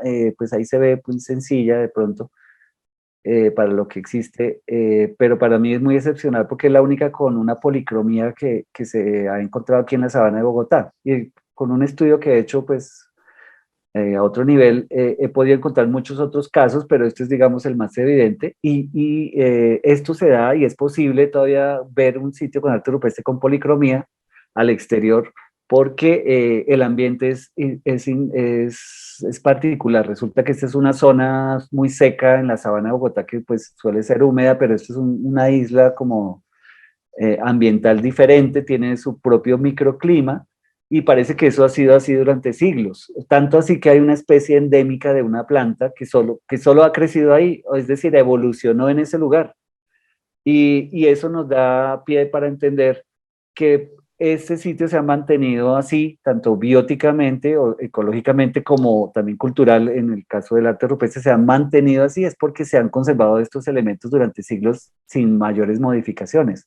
O sea, en el momento en que se llegue a afectar el entorno, porque por ejemplo esto es una zona muy seca y donde llegue una cantera con explotación, etcétera, pues vamos a ver desaparecer muy seguramente la policromía. Lo primero que va a desaparecer es ese color amarillo. Entonces lo que yo he encontrado es que los sitios donde hay policromía son los mucho más conservados, gracias a que de alguna manera se ha conservado un equilibrio en su entorno. Entonces para mí esto es importantísimo de entender. Y bueno, ya para terminar, esto todo ha salido, digamos, de este estudio que hice hace unos años, que se publicó con el Ministerio de Cultura, que fue parte de mi tesis de maestría, que se llama Lineamientos para la gestión patrimonial de sitios con arte rupestre. Pues se consigue fácilmente en internet, es descargable, un PDF, y pues ahí está parte de lo que les expliqué hoy, lo que les comenté y les compartí, pues está ahí pues a la mano para si lo quieren consultar. Y bueno, hasta aquí llego, no sé si me demoré mucho. Estamos bien. Bueno. Bien. Muchas gracias, Diego. De hecho, yo he bajado este documento. Y sabe, bueno, lo que pasa es que también, bueno, yo trabajo también planes maestros de patrimonio natural o cultural o mixto. Entonces, mucho de lo que estás diciendo, pues está muy relacionado. Ustedes están mucho más adelantados que nosotros, la verdad, en temas de gestión. Aquí en Guatemala existen algunos ejercicios de planes de ordenamiento territorial, pero no tantos. Y que se integre el tema arqueológico, pues no hay mucho.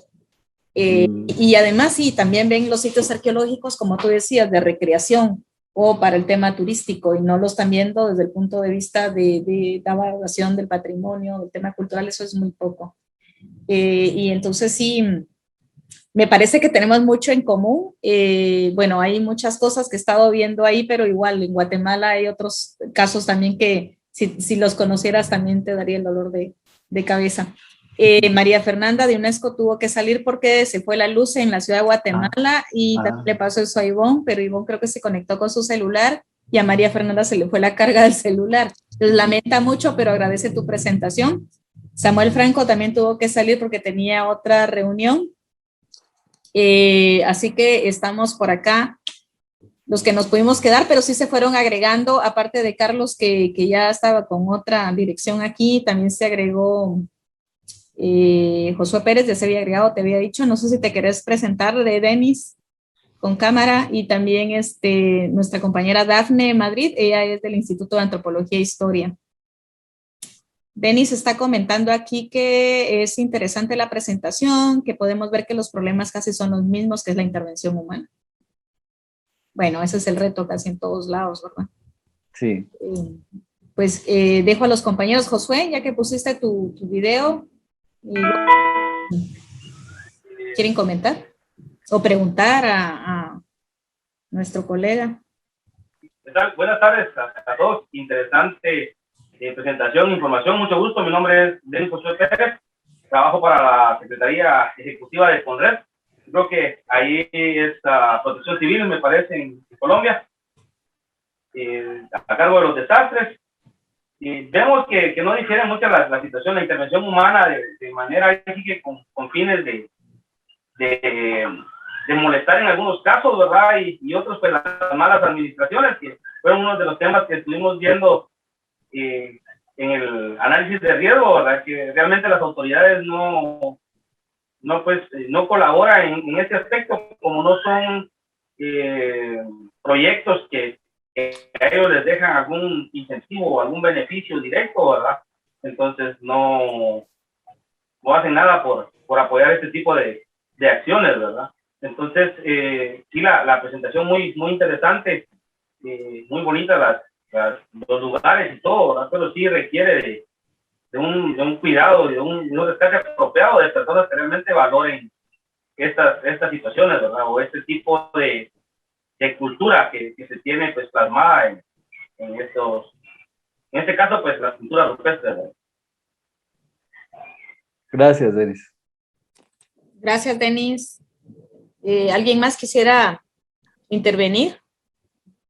Carlos, tú ya tenés bueno tu micrófono. Pues yo solo quiero felicitarlo porque estuvo muy interesante, a pesar de que me perdí al principio, pues estuvo todo muy interesante y qué bonito ver cómo está de avanzado allá y que ojalá algún día podamos estar nosotros así, solamente. Gracias, Dafne. Bueno, yo creo que estos lineamientos hacen falta también en el mismo Instituto de Antropología, ¿no? Porque no tenemos lineamientos y a veces se pregunta por qué hacemos planes maestros y como que la misma gente que está en la institución a veces se pregunta por qué tanto planificación, pero cuesta que entiendan que es una manera de organizarse y hacer las cosas bajo parámetros como debería de ser, ¿verdad? Sí, porque como te decía, digamos, la experiencia nos llevó finalmente a tratar de articular y armonizar todas las acciones, porque como te decía, muchas veces se llegó, por ejemplo, a restaurar algunas pinturas que estaban expuestas, solamente porque, no, hay que restaurarlas, y a la semana ya estaban otra vez grafiteadas, ya estaban otra vez alteradas, y eso no tenía ningún sentido si no hay detrás, por ejemplo, de esa figura administrativa. Entonces hay muchas acciones que se perdieron, digamos, porque simplemente no hubo esa planeación general y armonizada desde el comienzo. Pero esto, mira que, por ejemplo, esta publicación es del Ministerio de Cultura, pero paradójicamente el Instituto Colombiano de Antropología no acoge estos lineamientos. O sea, a ellos se les presentó desde luego todo esto, pero ellos no lo han acogido dentro de sus protocolos, a pesar de que se les ha insistido, porque ellos ven que el patrimonio arqueológico en general tiene como una misma forma de abordarse, pero no han particularizado la especialidad del arte rupestre, que todos sabemos que está muchas veces expuesto a la intemperie, está, pues, y a la gente, pues, a las dinámicas, y es muy diferente, además está en el mismo lugar donde se elaboró. Eso lo hace mucho más poderoso, digamos, arqueológicamente, aunque también tiene problemas porque su abordaje científico desde la arqueología muchas veces es difícil, si no imposible. Entonces también se ha desestimado, digamos, desde el estudio arqueológico formal hay gente que estudia la arqueología y jamás toca, y si ven arte rupestre siguen derecho porque pues no pueden abordarlo desde las técnicas o los métodos que tiene la arqueología tradicional. Entonces han sido elementos que están como que sí son patrimonio arqueológico, pero al mismo tiempo no se consideran como un objeto arqueológico necesariamente. Y esto ha llevado a que, por ejemplo, el ICANN, el instituto, pues no vea la necesidad de particularizar unos lineamientos diferenciados del arte rupestre del resto del patrimonio arqueológico. Entonces, para ellos básicamente es lo mismo un basurero cerámico que un sitio con arte rupestre, en el sentido de que para ellos es un punto. Entonces, el instituto ha generado una herramienta que se llama Atlas Arqueológico Colombiano, y ahí están todos los sitios que se han podido registrar y que se están investigando, pero todos son puntos. Entonces yo, por ejemplo, les decía, no, el arte rupestre no podemos seguirlo poniendo como un punto, tienen que empezar a generarse esas áreas. El problema son que los criterios para generar las áreas ya implican un estudio particular para poder llegar a eso, pero si no es así, resulta que lo que pasa es que muchas veces cuando hay una obra de infraestructura, etcétera, que requiere, por ejemplo, mover un sitio con arte rupestre, pues como lo que ellos tienen por valor es la pintura o el grabado, pues no tienen ningún problema en coger la piedra y llevársela de pronto para el museo, o peor, de pronto cortarle el pedazo que está pintado o grabado y desplazarlo, porque ya con eso salvaron el patrimonio arqueológico, cuando se les ha insistido mucho en la necesidad de entender esto como un sitio. ¿Sí? De ahí también eso es yo soy muy enfático porque les digo, no, eso ya no es arte rupestre, ahora es sitio con arte rupestre, sitio con arte rupestre. Entonces eso ya implica generar otra forma de abordarlo, ¿no? O sitio de patrimonio rupestre. También. Sí, Sí, lo que hay que hacer yo sé que el concepto de arte ha sido muy revaluado, que porque pues sí, desde luego ya por convención lo conocemos así. Pero sí, tienes razón. Sí, y creo que el tema de marcar, de limitar el área es importante, no solo en este, sino en todos los sitios, porque, y para eso hay que hacer estudios, y la verdad es que eso también se complica, bueno, también con nosotros. Bueno, dejo entonces la palabra a los compañeros, compañeras. Rosa María, tal vez yo lo que quería es agradecer, la verdad que es súper interesante la conferencia. Yo creo que nos ilustra mucho, nos plantea caminos y retos. Es increíble cómo en contextos diferentes se pueden encontrar problemáticas similares. El contexto nuestro es totalmente diferente, ¿verdad? Yo me sorprendo de la abundancia, de la riqueza de patrimonio en Colombia. Seguramente aquí tal vez tendríamos lo mismo, pero mucho se ha perdido. Hay muchas, aquí en la ciudad, en la misma ciudad, se ha construido sobre sitios arqueológicos grandes, megaproyectos, edificios enormes. Y entonces creo que mucho se ha perdido y ha habido también mucho desconocimiento. Creo que como retos importantes, tal vez nos queda a nosotros pensar cómo pasar de ese nivel 2 de manejo, donde yo ubicaría probablemente a Nachtunich al nivel 3, y me pareció súper interesante algo que mencionaba sobre la apropiación social. Creo que eso sería un tema súper interesante para que pudiéramos compartir a futuro cómo ustedes han manejado ese tema, cómo se puede lograr eso. Creo que el tema de poner en valor también el sitio es muy importante en ese camino de lograr el apropiamiento social, que la misma gente sepa lo que tiene y que lo defienda. Creo que eso es parte de los problemas que se han tenido en Nachtunich, ¿verdad, Rosa María? Entonces, la verdad es que es una conferencia súper, súper valiosa para el trabajo que Rosa María está liderando en el sitio. Muchísimas gracias. A ti, Ivonne. Gracias. Gracias. Marlene, ¿estás por ahí? Aquí estoy, y sí, tenía razón Diego. No me iba a relajar, esto me asusta más. Y lo que Ivonne decía es cierto, y yo pensando mucho en los antiguos ríos y riachuelos que recorrían este valle donde está sentada la ciudad de Guatemala, cuánto se perdió en relación a arte rupestre, porque tenemos toda la escultura de Caminal Juyú, pero lo que hubo en estos caminos antiguos de llegada, que era a través de estos, muchos eran a través de estos barrancos hasta llegar a la ciudad. Obviamente han de haber tenido también este tipo de manifestación y pues ya se perdió porque existen, aquí, Diego, no hay protección. Yo cada vez que miro lugares donde hacen material, sacan material de construcción para hacer piedrín o para sacar arena, me pregunto cuántas rocas con grabados o petrograbados o petroglifos han sido destruidas y pues nunca sabremos ni tendremos conocimiento de ellas, ¿verdad? Entonces sí me asusto. Ustedes Claro. al menos hablaste de, por ejemplo, este lugar de una cantera donde recuperaron después de todo, pues recuperaron el nivel para conservar la evidencia rupestre. Aquí con nosotros, no.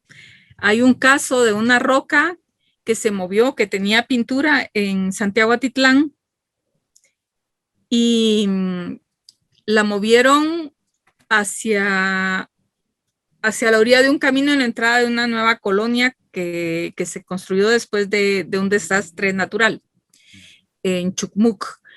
La roca estaba sobre un nacimiento de agua casi a la orilla del lago de Atitlán y se envió inclusive pues una nota de protesta a la Junta de Andalucía, que era la que estaba patrocinando los trabajos en Santiago Atitlán, los trabajos de la municipalidad, para tener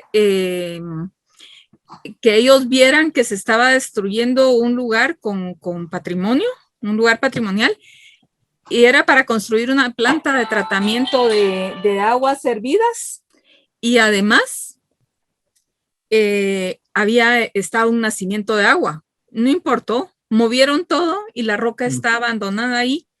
Yo no sé, yo fui ahí hace casi 10 años, no sé en qué condiciones esté ahora, pero era lugar era basurero, los niños se encaramaban y estaba en total abandono. Entonces, esa fue la única acción que he visto y que no fue, pues, de lo mejor. Triste. Sí, desafortunadamente. Lo que tú dices, por ejemplo, en aras de eso, es que hemos hecho estos inventarios participativos, porque sabemos la urgencia de documentar lo que hay hasta hoy y que quede por lo menos un registro en estos documentos que siempre hemos aspirado a que hagan parte de los planes de ordenamiento territorial de cada municipio. Es complejo en cuanto a que los tiempos de construcción de esos planes de ordenamiento a veces no coinciden. A veces hemos llegado con el inventario después de que ya el plan de ordenamiento ha sido aprobado, o a veces hay que esperar muchos años hasta que se pueda incorporar esa información. Pero a lo que aspiramos con esos inventarios participativos es que el resultado entre dentro de lo que es una capa de información de patrimonio cultural en general que debe tener cada municipio, y con eso por lo menos tratar de dejar ahí la evidencia y que se genere también unas primeras normas específicas que engloben a todos los sitios, ¿no? Creemos que esa es la vía, porque nos hemos dado cuenta también que los municipios normalmente pues sabíamos de la existencia, así por denuncias, etcétera, digamos por decir algo, 30 piedras, pero cuando nos hemos metido a hacer los inventarios, el resultado es impresionante, o sea, es el 100, el 200% más de lo que esperábamos, y entonces sabemos que todavía hay mucha riqueza, ¿no? Lo que ha hecho falta es esos procesos para ir a buscarlas, ir con el ojo y documentarlo, ¿no? Sí.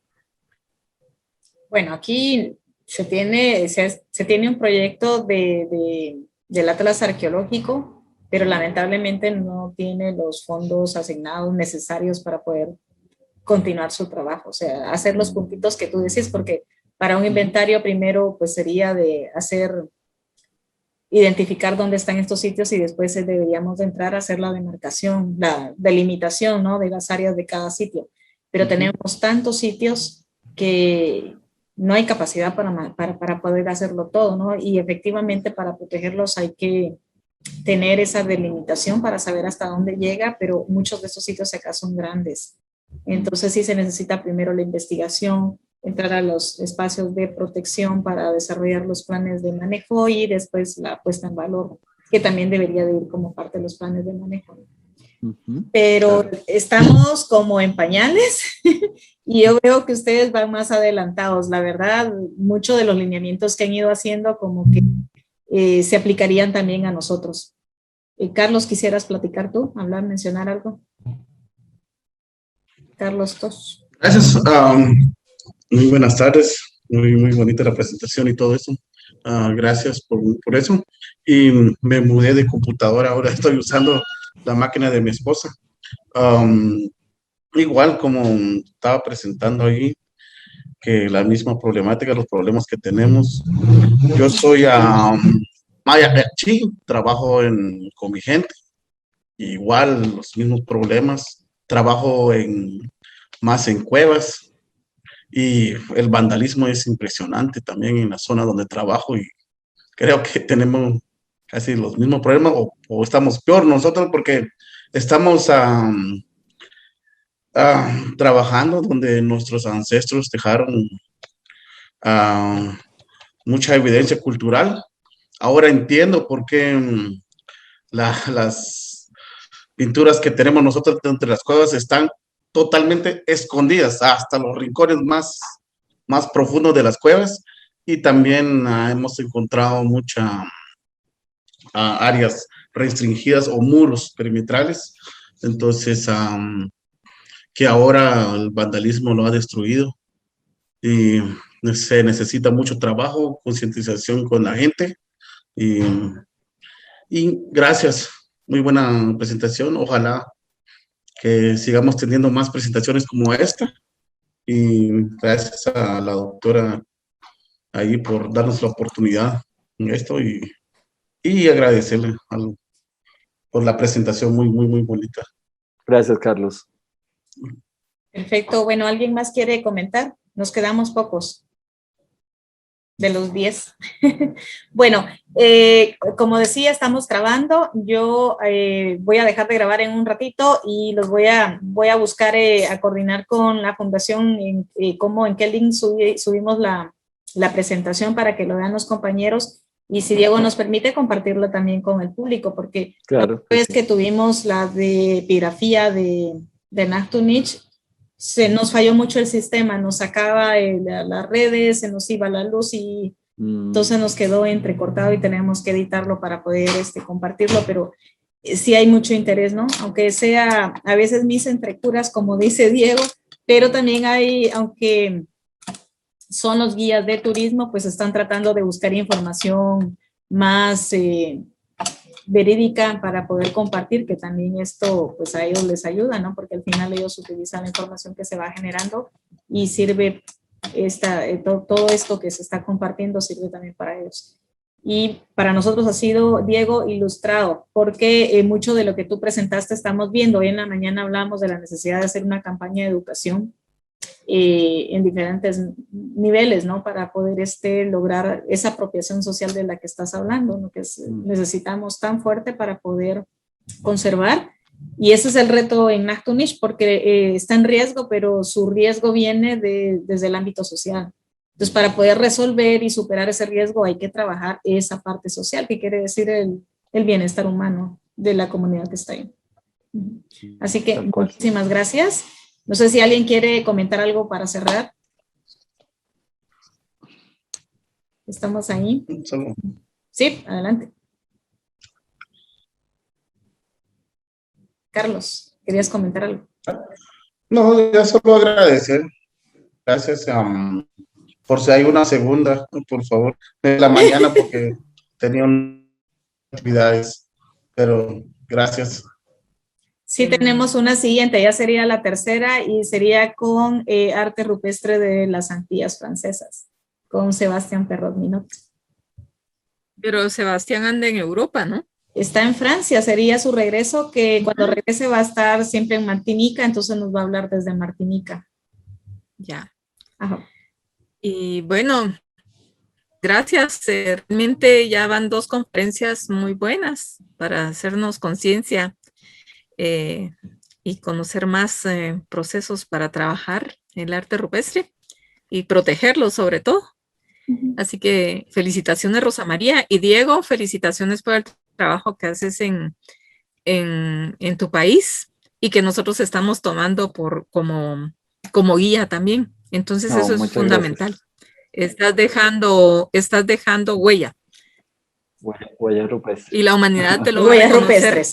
Sí. O te lo reconoce No, ya. pues muchas gracias, de verdad me siento muy, muy emocionado por ese reconocimiento y personalmente yo sí tengo que aceptar, ya he sido invitado 3 veces a Guatemala, desafortunadamente no he podido ir, ninguna de las 3, siempre ha pasado pero algo. todavía puedes preparar tu ponencia para el coloquio. Sí, porque el coloquio tenemos hasta virtual. el 15.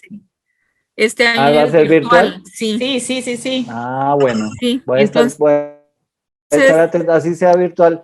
O sea, he querido ir, siempre o sea, la idea es ir allá a conocer, porque pues sé de todo lo que tiene Guatemala, que es impresionante, los tejidos, pues la arqueología, etcétera. Sí. Es muy, muy bonito y desafortunadamente tengo como esa deuda, inclusive deuda económica, con bueno, otros casos que pasaron antes, invitaciones que no pude ir, entonces sí. Pues ojalá se te pueda voy concretar a enviar más la adelante. invitación a Messenger y el correo del coloquio para que nos mandes. El 15 de julio se cierra, ya la otra semana, se cierra la convocatoria para este año, pero es del 6 al 10 de septiembre. Ah, ok, perfecto. ¿Listo? Listo. Voy a atenderla y voy a ver si aplico. Te escribo a Messenger. Bueno, muchas gracias.